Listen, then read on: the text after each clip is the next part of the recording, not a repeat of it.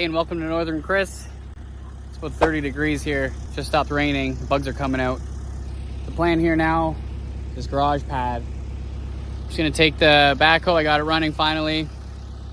Take the loader bucket and just kind of try to level this off a square. That'll be it for today. Hopefully I can come back and then I can get the forms up. Then I can pour the slab before winter.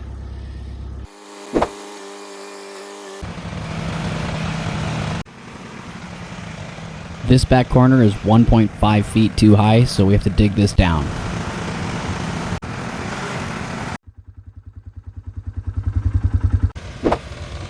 Here's day 2. My brother's continuing to dig this back corner down. He's smoothing it out so it's nice and flat. You can see here a bit of progress. That tractor's not the best thing. I should have had a bulldozer, but I didn't have one. So we decided to dig the forms called the haunch. We probably spent 6 hours digging this perimeter. You can see here we're digging pretty deep. We wasted so much time. We wasted half a day easily. If we wouldn't have done this, it would have made our lives so much easier, and we probably would have had this done a year and a half earlier. So if you're doing a garage slab, do not dig around like this. We thought this was a good idea at the time, but it would have been a lot easier just to have it flat and just tamp down the outside edge and add more rock in the middle.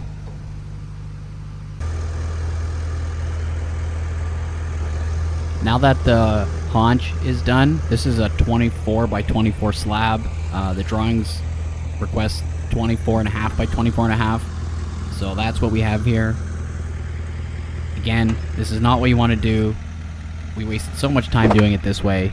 It would have been way faster just getting it flat and building it with stone instead of digging these outer perimeter walls.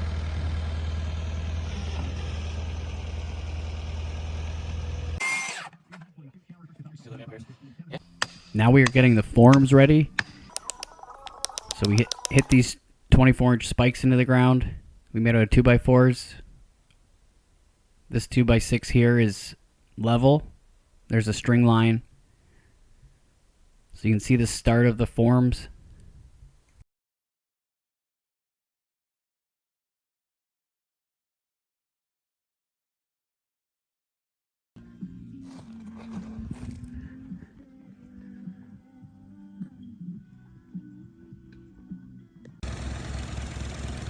For this job, we ended up ordering 27 tons of 3/4 inch clear gravel, which was way overkill, but because we dug the haunches down and one of the back corners is probably sloped 1.5 feet, that's why we had to add so much gravel.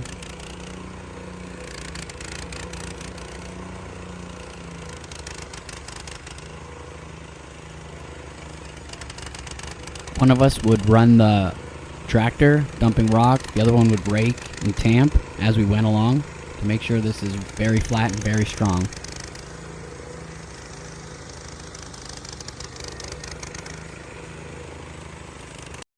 So we end up leaving one side of the forms open so we can get the tractor in and out. This is about 12 tons of gravel already laid down. You can see we still have to build up quite a bit more in order to get to where we need to be at 6 inches around the outside perimeter, and it's 4 inches in the middle. So there's about another 12 to 15 tons of gravel in that pile.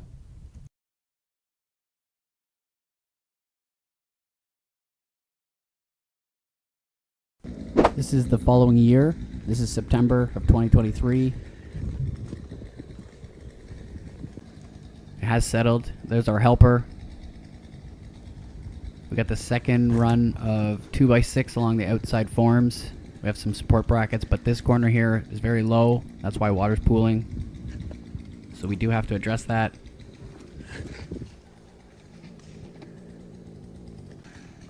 This is just from the other side.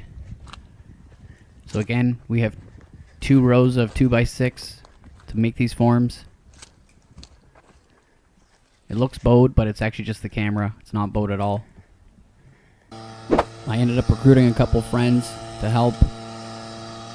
The inspector said there's nothing, no debris allowed in, so no leaves or sticks of any kind.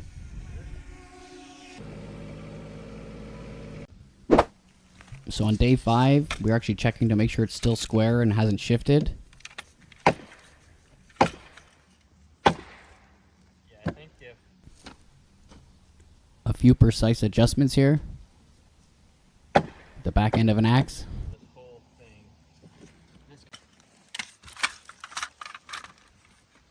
This is 34 and 7.5 tight. This was 7.5.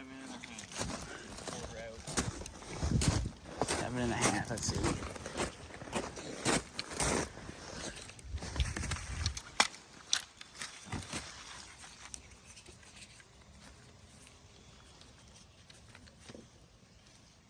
Like that's 34, 7 and an 8, like 7.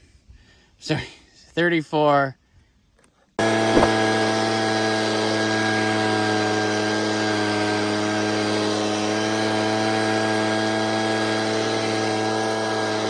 a lot more to do with that now. We had to use a wheelbarrow because the wheel broke off the Massey Ferguson, which sucked. It's still broken a year later, but we had to make it work. Now it looks done, but we just put the plastic there to keep all the leaves and debris out over the winter. It made things so much easier the following year. Now we are addressing that lower corner that was pooling with water, so we're adding some soil there. It wouldn't fit back there. This is May of 2024. This is after the plastic has been removed. There was no leaves or sticks, so that really helped. If you're not going to finish the forms before the end of the year, we recommend covering it because it just makes the whole process that much easier.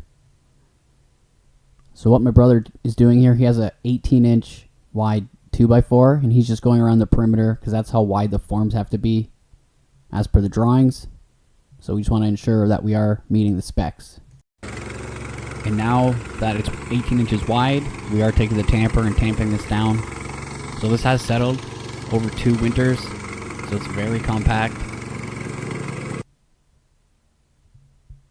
And here it is done.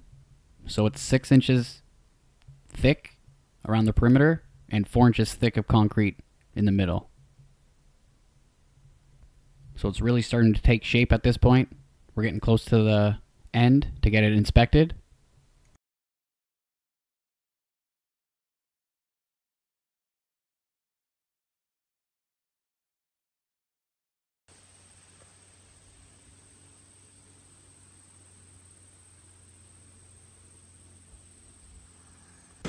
The next step is tamping this thing back and forth, left and right, constantly. We probably tamp this thing for half hour, 45 minutes, multiple times throughout the process, just to make sure everything is compacted.